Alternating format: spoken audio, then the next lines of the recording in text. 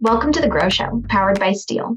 On The Grow Show, we share ideas, tips, tactics, and insights to help you grow your landscaping business based on our team's 40 years of experience running a landscaping company and working with other owners and their teams to do the same. New episodes are released weekly on Wednesdays. Without further ado, here's your host, Marty Grunder.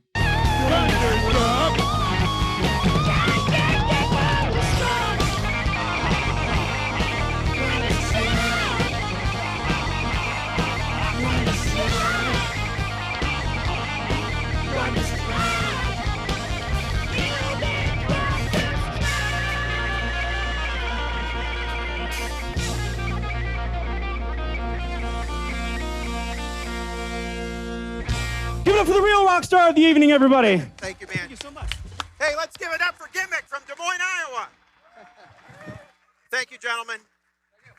Great to have all of you here with us in Des Moines, Iowa. Who's ready to grow? Yeah, that's how we get started here, folks. That's how we get started. Well, welcome to Des Moines, Iowa. Great town. I know when you heard we were coming to Des Moines, some of you probably thought we were crazy, but we don't look crazy now, do we? The weather looks good. We have a fantastic company that we're going to tour. But first of all, how many of you in the room, this is your first time at Grow? So some of you may not even have any idea who I am. I want you to know the most important thing I want you to know about Marty Grunder is that I am a real live landscaper. And I'm dealing with all the challenges that you are dealing with. Our company president, Seth, is in the room here, and we're growing our business just like all of you. And no matter how big or small the businesses in the room are, we all have something to learn, right? And I can't say enough about the team at RJ and Vince and Emily and Lindsay from our team, what they've worked on the last literally 12 months to make sure that the next 2.5 days are special. It's tremendous. And you also need to understand myself up here. I'm pretty emotional running up here right now because as I go through the crowd, I saw a lot of smiles. I saw a lot of positive, enthusiastic people. And while I guess it would be nice for me to call my wife and say 800 people showed up to see me, that's not why you showed up. You showed up to see one another. And the ideas that we are going to be able to share the next couple days with one another on a quest towards getting our business better are unparalleled in the green industry. This is the finest educational experience in the green industry, bar none. And the fact that you took the time and spent the money to come here means a lot to us. And we're going to do everything we can here the next couple of days to make sure this experience is tremendous from the very first minute we have here until we close. You with me? Yeah.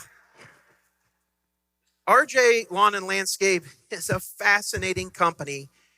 And in many ways, when we talk about our vision at the Grow Group and what we're trying to do, which is to improve the lives and businesses of the owners and leaders of landscaping companies, I'm not sure we've ever had anybody do it any better than RJ did. And this is a picture of myself. And if you look in the back of the picture, you can see Ryan and Annette in the back there. And that's from 2016, which was the first time I came to Des Moines, Iowa. And I'm a small town guy. I'm from Dayton, Ohio, so I'm really fond of Des Moines, Iowa. Now, Annette has told me that there's a lot better restaurants here than there are in Dayton, Ohio. And after being here, this is my 7th time to Des Moines. Annette, I would have to agree with you. They're better here. Had a fabulous dinner last night at Proudfoot and Bird. If don't have plans tonight, I'd highly recommend it. But there's like 10 great places to go. But Des Moines, Iowa is full of hardworking, very, very nice people. And I want to focus on the nice. And to see where they've come, that picture right there in 2016, I believe their sales were around $1.8 million. And last year they did $10 million. When we decide who we're going to have a host for Grow, it's very, very important that we pick one that's relatable. And something I often talk about is I want to be able to see their taillights. And sure, RJ may be ahead of many of you in the room. Maybe some of you are ahead of RJ, okay? In certain areas, just depends. We're not here to debate that. But what I'm here to tell you is that they're very relatable. And what you're going to see tomorrow in their tour is a lot of different things. Their drive is off the charts. I don't think they've missed a grow since, they've probably been to 8 or 9 straight grows. They're an active member in our peer group, and Ryan and Annette cannot stop trying to make that business better. And they're constantly looking for new ideas. And they're humble people. And when you're humble, you realize that you can help someone when they're humble, when they're nice, when they don't act like they have it all figured out. And they don't. You're going to see some of their warts tomorrow. They're on full display. We often joke grow is like having 750 people rifle through your underwear drawers. It's not necessarily the most pleasant experience. When you put yourself out there, folks, you get better. And when you're nice, you get better. And so in the opening remarks here, I just want to frame what this whole conference is all about. And I want you to contemplate where you are in your life and in your business. And I want you to relate to the words on the screen right here, which says, nice people don't finish last. How kindness fuels success. How many of you have seen people being unkind to one another as part of your daily lives lately? Raise your hand. Yeah, there's a lot of it. And rather than me dwell on all my negative experiences in the past couple weeks or even years, or show you quotes and statistics about how mean people are, let's just agree that there are a lot of mean people out there. There's a lot of nice people too. Now, when we talk about being nice, we normally don't see that in an airport. Would you agree? And Emily's going to be very upset for me saying this, but when I was flying from Dayton to Iowa Sunday night, I always worry when I transfer through Chicago O'Hare International. Sorry, Emily. Because that airport, I've spent seemingly a big part of my life, and then my buddy Jared Henson and I have spent the other half of our life in the Charlotte airport. That's a whole other story. My flight was delayed in Dayton, and the people in the terminal, it was a full flight, little regional jet, and the people in the terminal, they were getting ticked. The gate agents weren't saying what was going on. I've traveled long enough to know, don't go up there and act like you're more important than everybody else and tell them you've got to get to Des Moines, Iowa. Worst case scenario, I could drive to Des Moines. Worst case scenario, I'll fly to Chicago at some point. I'll spend the night in Chicago. I'll go see my mother-in-law. I'll get here. I've learned how to calm myself down. But I still had a lot of anxiety and a lot of angst. And as we landed in Chicago O'Hare International, if you land there in the regional jet terminal and you're familiar with it, you taxi for like 10 or 15 minutes. So when we landed, I looked on the map, and I had to go from gate E4 to gate B21. And I looked on the app, and it said it was a 16-minute walk. Simultaneously, I'm getting a message from United saying that the plane is now boarding. And I'm like, oh boy, I'm glad I've been working out so I can run through the opening of Grow and do Thunderstruck without being winded. We're going to put this thing to the test and see what happens. We land, we start taxiing, and I'm starting to get revved up. I'm putting all my stuff away. I'm getting ready to get out. And I get this text from United Airlines. I did not make this up. This isn't a joke. Read it. And the text says, if you go on down there, it says, take a deep breath. We're holding your next flight for a few extra minutes. You'll arrive at gate E4. We and your fellow travelers would appreciate it if you could make your way directly to B21. They're holding the plane for Marty Grunder. Holy smokes. I might actually travel United Airlines again. I don't think we understand the little things we can do to be nice. And United Airlines made my day. I ended up arriving in Des Moines Sunday night early, came over here, and was able to do what I needed to do. I'm really not much help to Vince and Emily and Lindsay. They've got this thing so well run, but I wanted to be here for support. I wanted to be here if they needed somebody to go to Kinko's or go pay a parking ticket or go get lunch. That's kind of how useful I am once we get to Grow. Wanted to be nice. And I think we're grateful for all the nice people that we meet, maybe more so today than ever. We see bad behavior everywhere, folks. We see it in social media. We see it in airports. We see it in stores. We see it at sporting events. We see things that we look at and we shake our head and we just don't really understand why they're doing that. But when people are kind, it makes an impact. It makes a tremendous impact. My late great mother that passed away when we were hosting Grow at your place, Michael, in Colorado in 2019, probably the nicest lady I ever met in my life. Even when she was dying of a brain tumor, she was nice. I gave her pink boxing gloves and I told her to wear them. And when she knew I was coming, when I'd go into her hospital room, or even in the last 3 weeks when she was at hospice, she had the gloves on. And she raised her head up, and even though her voice was getting cracky, she said, "Hi, Marty, love you, I'm fighting." She was so nice. She always had something nice to say. No matter what happened to me, a bad grade, quit the baseball team junior year because I really wasn't that good, other things I was doing. I remember when I introduced her to my wife, Lisa, she said, "She is so nice, you need to marry her." I listened. My mom was nice. I'm sure you can think of your mom right now or your dad or someone that's been nice to you and what a difference they make in your life. We can be ones, folks, who stand out in a sea of sameness if we're kind to others. And it's fun to be kind. It's fun. Maybe you're sitting here thinking, well, where's this used to be redhead, now gray hair guy going? Why should we be nice to one another? Because, as my mom would often say, and I wouldn't be surprised if your mom said the same thing, what goes around comes around. All right, clicker.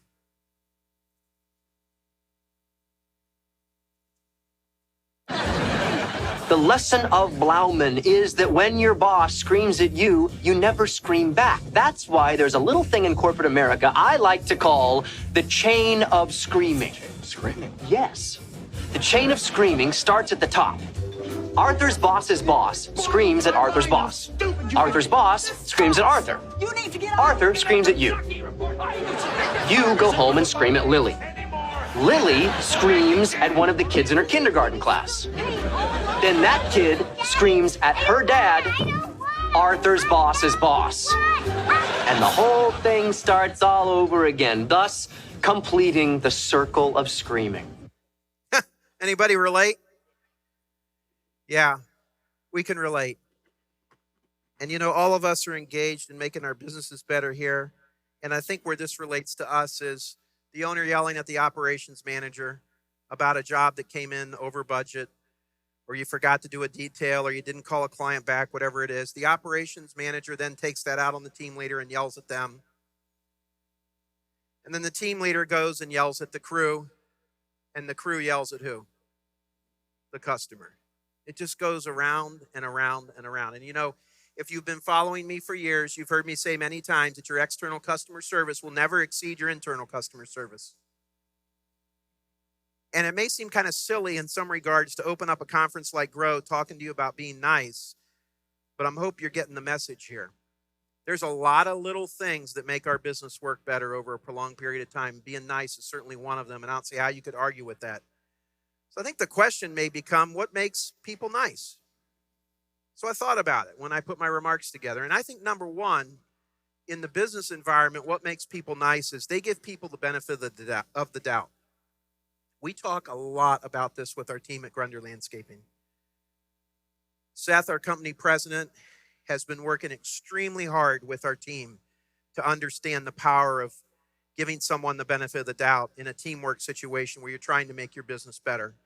And it's tough because teams, you know, we spend more time with each other in many cases than we do our families.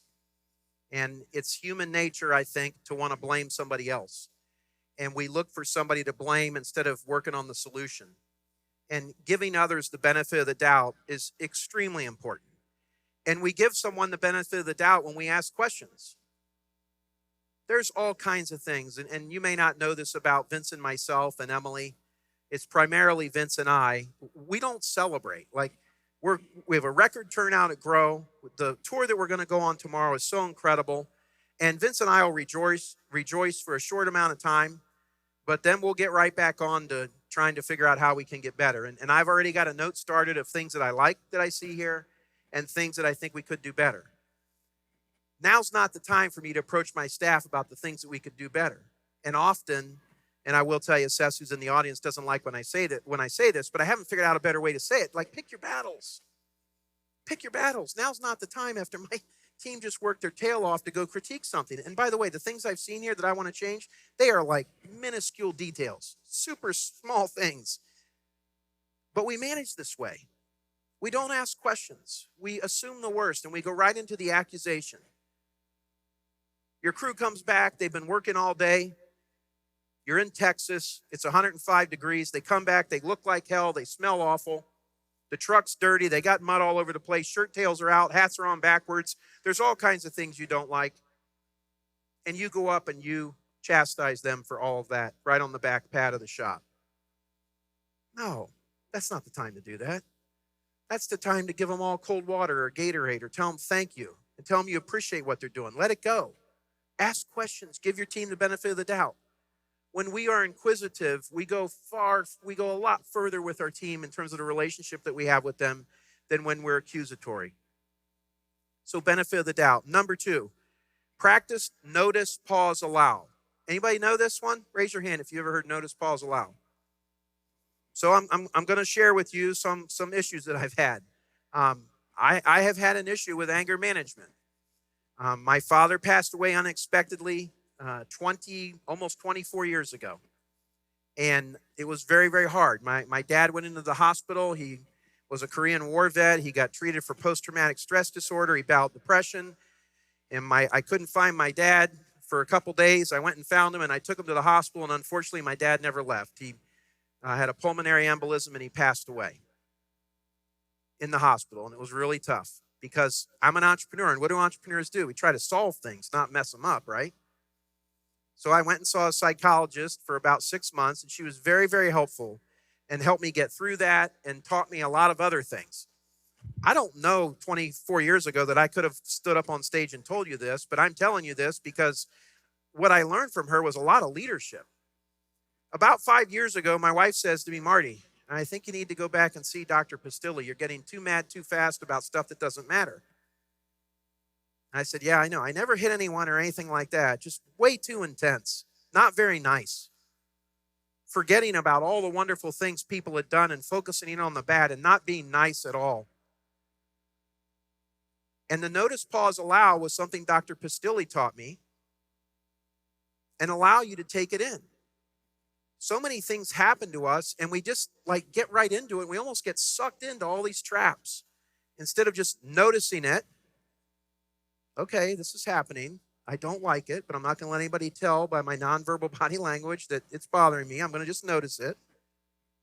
I'm going to take some deep breaths, going to do some tactical breathing. I'm just going to allow it. I'm just going to allow it. I'm just going to wait and see. Let me think. Is somebody's life in danger here? Do I really need to react? I'm just going to allow it. And I'm going to go about my day, and I'm not going to respond to it, and I'm going to give myself time to process it. Because, folks, when we are angry, Dr. Pastilli told me, nobody hears your message. All they see and feel is your anger. And it's very true. You know, this is kind of funny, but when you hear somebody yelling, or you're like, where's that coming from? That is so beautiful. Let me run over there. That's awesome. I love how you yell. No, nobody does that. And I yelled too much. And it didn't get across the message that I wanted to get across. It's okay if we walk away, if it lets us process these things and take, right? So give someone the benefit of the doubt, notice, pause, allow, admit when we're wrong. I learned this one a long time ago. I will have been married to Lisa 31 years, July 10th. Very proud of that. She's a wonderful woman. She would get very mad at me because she would be mad at me and I would say, I know, I'm sorry, you're right. And I did it the first time and she was like, well, okay, thank you. And then I started to pick up on, when you admit when you're wrong, it's really hard to argue with that person. So I started doing it all the time and that pissed her off. I remember her saying, I want to argue with you. Just last week, I experienced the power of what happens when we admit that we're wrong. One of our top clients has a property manager that works for them that's a little rough around the edges. I think he's a pretty nice guy, but he's used to working with contractors and he uses foul language. And two of our snow managers that just got done working basically 36 hours straight in a decent-sized snow event we had, he called them up bitching, and what I heard through them was that they said to me, hey, so-and-so's mad at you. And I said, well, what did he do? Well, he cussed us out. We got it, but he's mad, and I just wanted you to know.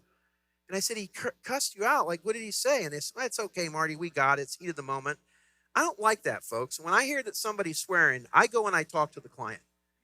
So I emailed the client and said, hey, I understand you're upset with us. I want to come in and see you face to face. And he didn't answer my email. And I think he knew that he pushed the wrong button there. So I called him and I said, hey, it's Marty Grunder. I said, did you get my email? He's like, yeah. I know he got it. He said, no, what was it about? I said, well, can I come in and talk to you? And he said, yeah, sure. So I go into the building that we take care of. It's this whole little campus. And I go up to the 6th floor where his office is.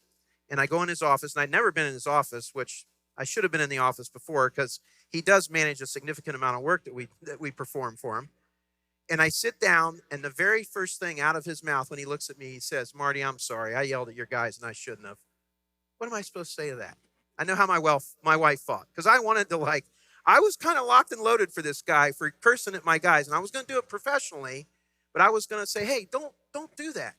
We had a great conversation. And I said to him, I said, hey, listen, I now totally understand why you were upset. It's warranted. Do me a favor. The next time you feel you're going to blow, call me and blow on me because it's my company and everything is ultimately my fault, and we'll work this out. The next day, he sends me an email saying, thanks for coming out and talking. I can see why you're so successful. We can win a lot more when we admit that we're wrong. We need to ask ourselves, what did I do or not do that's giving me the results that I don't want? And then we apologize when we need to. At the end of the day, folks, who really cares who's wrong?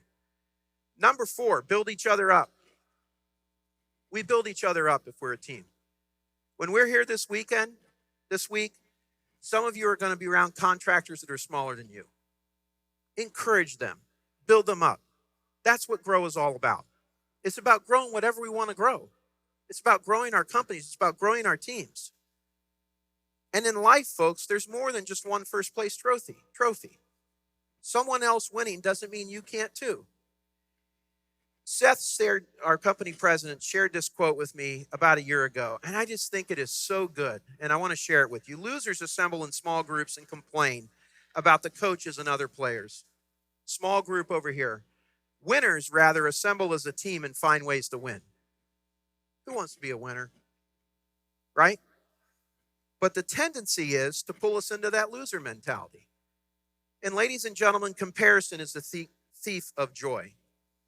My good friend, New York Times bestselling author, speaker extraordinaire, tremendous mentor and pal to me. We call or text at least once a week. He's just a great guy. He's been at Grow, but he's retired from speaking, and he won't even come to Grow and speak for his pal Marty, which really ticks me off, but I still love Joe. He said to me one day, 15 years ago, we were talking about attitudes, and he says, Marty, I'm optimistically paranoid. I think everyone is out to help me. Well, that is funny. But imagine what your life could be like if that's how you went through it, looking at it that way. Practice gratitude every day. I think Grow is a wonderful time to get detached from everyday work and to think about what you're grateful for, to really, truly think about what you're grateful for. I woke up this morning at 5:30. I looked at my phone. I went to my Twitter feed, and the very first tweet I read was Toby Keith singing, Don't Let the Old Man In. And I don't know if you haven't watched it. Anybody watch that today? It'll make you cry.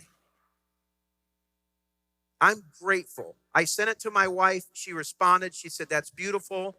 Cancer is everywhere. She said, that's why we should be grateful for every day we have and tell people that we love them. Lisa strikes again. And I'll close here with a short little story. The sun and the wind were having a tremendously heated debate about who was more powerful. And they saw a gentleman walking down the street in a long trench coat. And they decided, let's see who's more powerful by who can get the man to take off his trench coat. The wind said, I'll go first. And as the man's walking down the street in his trench coat, the wind comes up from behind, from the front, from the top, from underneath, and blows with great power. And all the man does is grab his coat, stiffen up, and pull it closer. The wind continues to blow and to try to get the coat off, and he can't budge it. Finally, frustrated and tired, he says, okay, let me take a break. You give it a shot, son. The sun calmly goes over the top of the gentleman in the trench coat walking down the street, just hovers up above him, in a very nice and compassionate way. A couple more blocks down the road, the man in the trench coat gets warm and hot and sweaty and takes the trench coat off. And the son said, I win. Understand what that fable is saying. We can be the wind. We can be aggressive. We can push. We can shove. We can yell. We can scream. We can degrade.